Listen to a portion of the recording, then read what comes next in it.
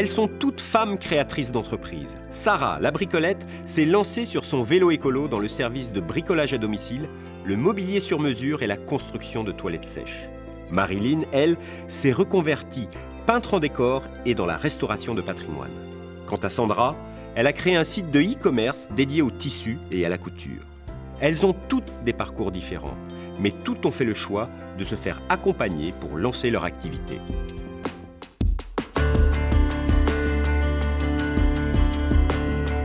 Alors avant la bricolette, mon parcours, c'est j'ai été dans l'aménagement du territoire et en tant que surveillante dans des collèges et remplacement de CPE. Et ensuite, j'ai décidé de passer un CAP de menuiserie. Ensuite, pendant un an, j'ai été sans activité. J'ai fait quelques activités en chèque emploi-service chez des particuliers pour tester un petit peu, voir si ça prenait. Et après, je me suis dit que j'allais me lancer à créer une entreprise. J'ai travaillé 2 ans, 3 ans, j'ai eu des enfants et je suis restée à la maison élever mes enfants pendant 20 ans. Sur le coup de la quarantaine, quand il faut penser à reprendre une activité professionnelle après avoir passé 20 ans éloigné du marché du travail, c'est beaucoup de questionnements, de tâtonner une idée puis une autre et voilà, je revenais toujours à ma passion, la couture.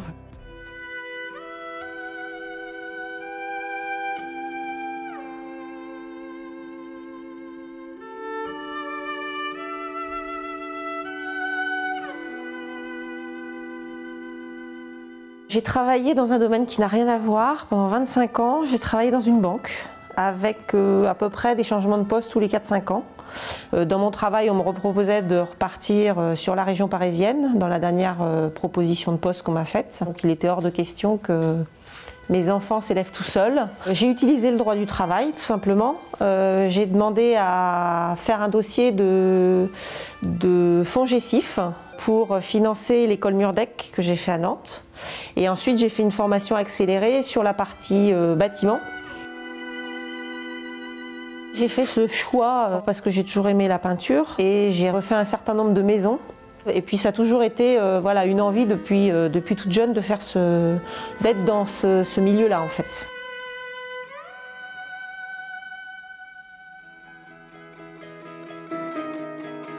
Des parcours différents, mais une même envie de vivre de leur passion. Pour se lancer, elles ont choisi de se faire accompagner par un organisme d'aide à la création d'entreprises. Alors pour créer la bricolette, je suis passée par une coopérative d'activité et d'emploi. La coopérative m'apportait exactement ce que je voulais, c'est-à-dire tester, voir si ça marche ou pas, être accompagnée sur le nom, sur les outils de communication, sur comment ça fonctionne. Et ne pas du tout avoir à gérer au début le côté financier, le côté des chiffres.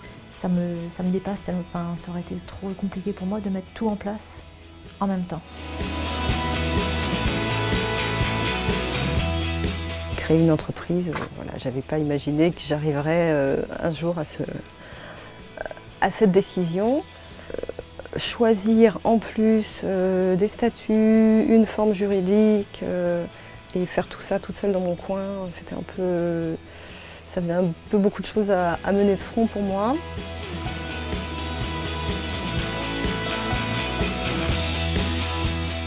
La coopérative, c'est vraiment un réseau et c'est vraiment de l'aide pour vraiment se consacrer qu'à son cœur de métier et à sa passion. Je pense que de démarrer seul, c'est faisable, hein, forcément, puisqu'il y en a d'autres qui l'ont fait avant moi, mais c'est différent. Donc j'aurais peut-être évolué moins vite dans mon activité. Ça avait un côté confortable aussi d'avoir un côté salarié. Moi d'emblée ça m'a apporté beaucoup parce que tout de suite on m'a mis en relation avec un autre porteur de projet qui était à l'Ouvre-Boîte, qui avait aussi un e-commerce et qui m'a donné plein de conseils, qui m'a orienté sur plein de choses. On est aidé dans l'accompagnement via une personne qui vous est dédiée.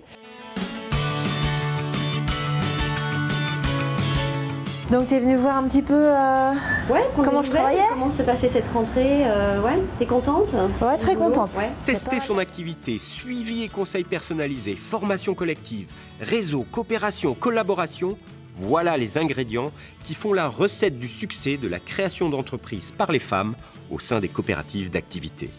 Les femmes rencontrent un certain nombre d'obstacles, notamment liés à l'organisation familiale, la conciliation entre vie personnelle et vie professionnelle. Elles ont effectivement un plafond de verre qu'on constate sur le marché de l'emploi et on constate aussi dans le cadre d'un projet de création d'entreprise. Les statistiques nationales ou en région nous montrent que la création d'entreprise attire plus de 70% des hommes, 30% des femmes. Nous, on fait le constat inverse, effectivement, à l'Ouvre-Boîte, c'est que notre modèle attire plus de 62% des femmes aujourd'hui pour créer leur propre emploi, pour créer une entreprise sur mesure qui correspond à leurs attentes. Aujourd'hui, en Pays de la Loire, nombreuses sont les structures soutenues par le Fonds social européen, comme les coopératives d'activité, qui soutiennent la création d'entreprises par les femmes. Un accompagnement précieux vers la réussite et de belles histoires.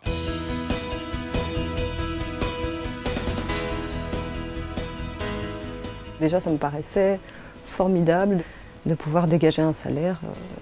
Et là, le développement est, on va dire, exponentiel. Et voilà, aujourd'hui, l'activité peut salarier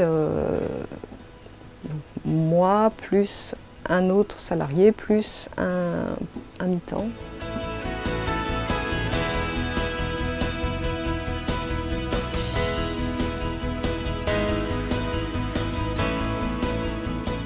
Il a fallu des gens à l'extérieur qui me mettent des coups de pied pour que je me lance là-dedans, parce que pour moi, c'était pas possible. J'avais intégré le fait qu'une femme ne fait pas ce métier, ne peut pas en vivre, et créer une entreprise, ben c'est encore moins impensable.